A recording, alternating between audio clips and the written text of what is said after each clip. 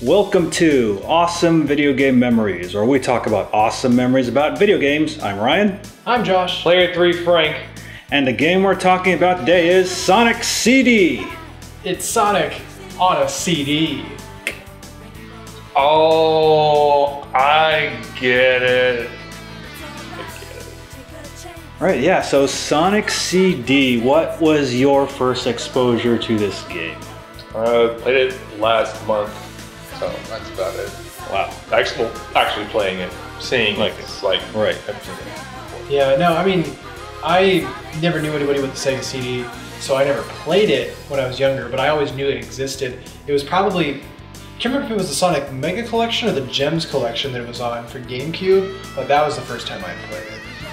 Right, so my first exposure to Sonic CD was obviously through EGM and GamePro magazine. Well, I didn't know anyone who owned a Sega CD except for one guy who wouldn't let us play it. But I remember seeing it in the magazines and it looked really, really cool.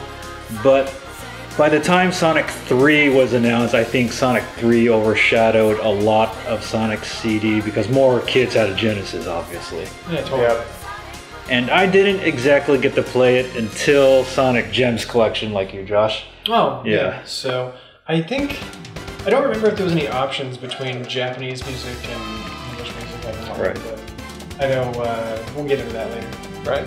Yeah, so just like Frank, pretty recently I played through Sonic CD on the PS3. I got the 2011 HD edition, which has both the Japanese and the English soundtracks. And the big thing that was advertised in Sonic CD was the whole time travel aspect. Like, what did you guys think of that?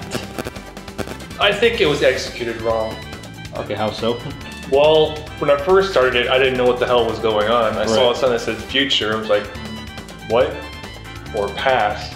And then I got to a point where like, oh, it started clicking. Like, oh, you get the sign that goes either future or past, and you go fast enough, long enough, you go to that specific destination.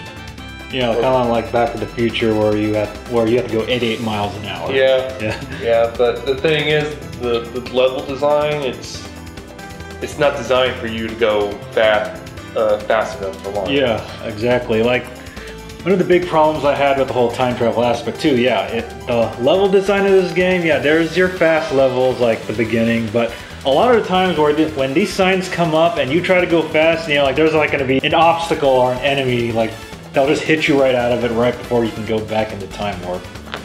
No, I think that was supposed to be like part of the challenge of it, and maybe it's not like quite properly executed. It's not like today where you have, a tutorial to tell you what to do first. You have to read the instructions. But I didn't think at the time, and this was like back when GameCube was still relevant. Right. I didn't, GameCube and PS2, the way it was executed was good for its time. Right. But I don't think it aged well. Right. But it was pretty fun though, having like a specific reason to use the peel out as opposed to the spin dash. Oh yeah, I like the peel out. The peel out was like my favorite. Yeah, I remember seeing the peel out in the magazines. I was like, oh man, I wish I could do that on the Genesis. Just a little like infinity motion of his feet and all that stuff. Like, that was pretty cool. I prefer the spin dash. I mean, it's more useful, but I just think like the peel out looks super cool. Yeah, but the problem I had with the peel out is you can easily run into an enemy, unlike the spin dash where you can spin at least into an enemy and kill it. But right, it was more, the spin dash, like I said, it's more useful. Yeah. But yeah, peel out looks pretty good. Yeah, because I agree. With the time travel, I think my first time through the game, I was only able to get like the good feature in like one level. I think I got a couple, but I went out of my way to make sure that I got the good future in like all the levels and everything. I got no time for that. Well, I had lots of time for that, like over 10 years ago. Right. So I made sure, and I got that, and I got the good ending and everything. So you got the good ending. I was hardcore invested in Sonic CD for a little bit. Okay. And which is why you probably have more affection towards it than me and Frank do. Yeah, like I consider it like one of the better Sonic games out there. And I don't know if I'd go through all of that now, but like at the time, like it was something that I really, really enjoyed. Yeah, because I know our friend Scott from Team 4 Star says Sonic CD is his favorite Sonic game of all time. I think Sonic CD, well, Sonic games in general don't have very good exploration. Yeah, that's true. There's some, like, I don't know. I thought Sonic 3 and Sonic and Knuckles, like, I think that had probably the best in terms of exploration. Yeah, like with Sonic CD, like well, at least in my opinion, I think it does a little bit more exploration than obviously Sonic 1 and 2, but they really want you to do this time travel thing, but they put so many obstacles in the way, preventing it from being executed properly. Yeah, totally. Yeah, so what are your thoughts on Amy Rose and Mecha Sonic? Amy Rose, I don't give a shit about Amy Rose. You know, Amy Rose being introduced, that kind of added to Sonic's like 90s tude, like doesn't give a crap about anything. And also, you know, Sonic being like a character that's like aimed at children, particularly little boys, you know, there's like the whole like girls have cooties sort of aspect of things. Like, cooties are gonna hold me back from gotta go fast. You know, and that's pretty much like the whole storyline of that. You know, but at the same time, you know, he's not some heartless monster, so like when bad stuff did happen to Amy Rose, like he was all like, oh yeah, I guess I gotta go. Well, it's not the dynamic that, you know, Mario and the princess have. Yeah, because it really feels like when you play this game, Sonic doesn't really care about Amy Rose, but he just rescues her, you know, just out of some sense of justice. Yeah. You just imagine, it's like, here we go. I mean, like Mario and Peach, like, Mario's like a blue-collar working man, you know, like he's too busy, you know, like with his mustache and his, you know, going down pipes and stuff like that, like to, you know, try and like have tude. You know, Sonic was, you know, he was supposed to be like that, like, yeah, homework is dumb and adults are stupid, you know, kind of character. Yeah, just like the 90s. Yeah. So like that explains exactly why he wasn't all like, I'm going to have a responsible and healthy relationship with the opposite sex. Like, that's not really, you know, that doesn't really like go down like that 90s boy sort of thing. But Mecha Sonic, on the other hand, was it Mecha Sonic or Metal Sonic? I don't even remember. It's Mecha? Because I think they called him, because he's the blue one, right? Yeah. Which he's called Metal Sonic in like other things, right? Oh yeah, he's Metal Sonic. Yeah, Metal Sonic. So Mecha Sonic is, I think, what fans refer to as Sonic 3's Metal. Right. Sonic. Yeah. Okay. Which is the better version. No. Yes. Metal Sonic is the best. I actually do like Metal Sonic a lot. He's like, I remember Sonic 2's Metal Sonic at the end of the game just looked like this gigantic. That's the Silver Sonic. Silver Sonic. Fans refer to that as the Silver Sonic. And then Sonic 3's Mecha Sonic. Yeah, he looked a bit too exaggerated. I'd like it looked badass. But I do like the design of Metal Sonic from Sonic CD a lot, though, because he just the looks design like is Sonic. what I like. I will agree with you. Metal Sonic does look like he actually belongs in the universe rather than Mecha Sonic. Like, there was Sonic Adventure DX. I unlocked Metal Sonic as like a playable character, I think. And I think that's where I got him. And like, that's really, and I played that before I played Sonic CD. So like, I think my love for Metal Sonic probably comes more from that, and maybe like Sonic the Fighters and Sonic R and whatnot. You know, where the other robot Sonics, they never really got featured in anything else. Yeah, my big disappointment with Metal Sonic, though, is at the end of the game where you have to race him, and that's kind of it. Like, there isn't like an extra Metal Sonic boss fight. You know, I thought the race was more appropriate than like a knockdown, drag-out fight. That does make sense. Yeah. Like, because Sonic's all about like gotta go fast. Gotta go fast. And and then there's, you know, this like blue rocket jet powered version of him that, you know, just flies along supersonic style. Well, yeah, I mean, and like it's kind of like it kind of goes back to that core theme of like technology versus nature and like environmentalism versus industrialism and stuff like that, to have like a race instead, especially since Sonic's speed is supposed to be his thing. Now if it was like Metal Knuckles or something, then I could see it turning into like this like Dragon Ball Z, like fly around and hit each other sort of fight. So Metal Tails would just be a chess match. That's chess match. Then it would be like in the sky. No, it would be like one of those reality shows where like you have to like where you get a bunch of people together and they have to like build stuff in a junkyard or whatever. Like it would be like building and I don't know, or it would be like video game speed running or something like that. Like that would be it. Well, I guess I'm just too old school of a Sonic fan to accept that this was just a race, and I wanted Sonic and him to like butt heads, like roll into him and shit like that. It was the race, though. It's not a race. It was the race. And it was a great race. I died so many times, but it felt epic.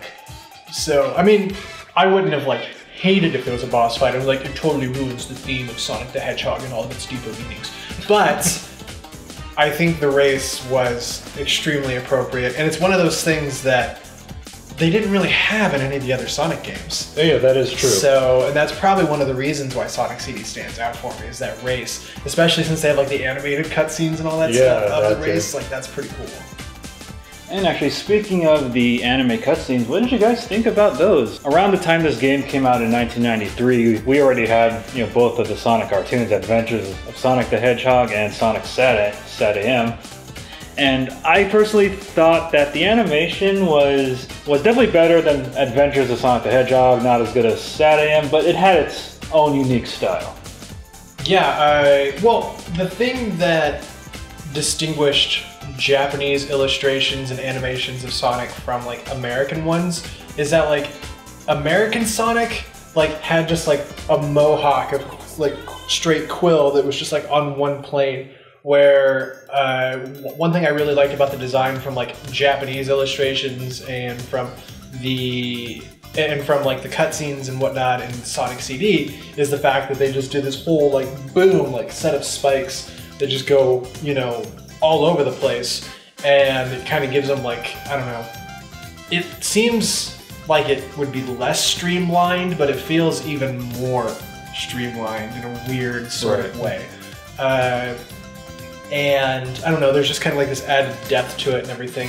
Plus, I mean, it's anime, and like 90s anime animation just blows anything else out of the water in terms of American animation. Like, there really wasn't like a good comparison until probably like after 2000 between American animation and Japanese animation. Yeah. But I don't know, Frank, what did you think? I would say at the time, it would have been appropriate, but now that I think about it, I think it pulls away from the actual game. You know how you see 3D models in a 2D like anime series or cartoon series? Oh yeah. Oh okay. Yeah, that's a good point. Something like that. But you do have a point. I think that the animation design for the character design for Sonic in this game has a more family-friendly feel to it, better than in the other Sonic ones. Yeah, I mean, I like Sat.AM, and I did still get up and watch like reruns of like Adventures of Sonic the Hedgehog like early in the morning, like before going to school and whatnot. But like that anime Sonic, like that's pretty rad, and I'm really glad that like anime Sonic for like that and like that Toei like OVA has been kind of pulled for the recent trailer we saw for Sonic Mania. Oh yeah. And like, because that's like my favorite Sonic design. Can't get boners in front of the TV. That's like my favorite Sonic design. Like the modern Sonic design. Like I feel like if they just shortened up his quills. Yeah, his quills are too long. So that they're not like hanging back and like drooping down. But he needs to be radical, man. That was radical for like 6 months in like the 90s. Like that. Like if they just pull it back just a little bit so they're not drooping down anymore. It kind of took from that Toei Sonic. Like modern Sonic would be a lot more rad looking. But how will the people know that he's about speed? Because Toei Sonic actually looks faster. Just in the way they just kind of like do more of the straight lines and stuff like that. They don't really curve it off so much with those quills. I don't know. Maybe the quills just have more movement and whatnot in the modern style, but yeah, that Sonic is pretty much my favorite Sonic design, and I wish that was like the official, like, regular Sonic design. Yeah, me too. Man can dream, can't he? Or just play Sonic Mania. Yeah. Actually, speaking of the 90s, what did you guys think of the soundtrack? Because this game was very, very 90s. Oh, I did not like the Japanese soundtrack. American versions way better. Actually, yeah, I do prefer, you know, the Sonic Boom as opposed to Japanese. Yeah, it's just so, like, the tone of it is, like, completely off for the Japanese versions of it. I think the Japanese version sounds very Japanese. And, you know, believe in yourself, you know, sort of thing. Like, I don't know, like Japanese trying to be American is what it sounds like. And there is that quality in and of itself. But what about during gameplay? Yeah, that's very 90s. Yeah. It is. That's what I'm going for. And what I'm saying is like that, in the in-game music too, like that quality of like Japanese trying to come off as American, but coming off even more Japanese for it. You know, like that quality, there's something about it that I think it's kind of endearing. I don't know, like it's something like it hits like some sort of soft spot for me, and I think it's great. Like in the same sense that when you see some kooky like American thing trying to do Japanese stuff, and they just do it completely wrong and it's totally Americanized, but for some reason you just still, despite all of the wrong things about it, you just still kind of like find something sort of endearing about it. That's what it's like. But in terms of just general quality, I don't have much of a preference in terms of in-game music between Japanese and American, but I do prefer Sonic Boom for like the opening and ending music. Right. I will agree with you on that one. Sonic Boom. But have you ever heard of the US soundtrack to it? Like, yeah. While playing? Yeah, like I said, between the two, like I don't really have a preference with in-game music because none of the music, like while I said, you know, all that great stuff about like the Japanese soundtrack and everything like that, like I get those feelings when I hear it, but none of those songs were classic enough for me to just sit there and just hum them the way I would for Sonic 1, Sonic 2, Sonic 3. Yeah, I mean, it was like I can just like grab like a random 90s song CDs and that's the soundtrack for Sonic CD. It's forgettable. Yeah. Alright, so what did you guys think of the Robotnik boss battles? Like, I personally thought, like, there were some hard ones, like the one, like, in the casino type level, but...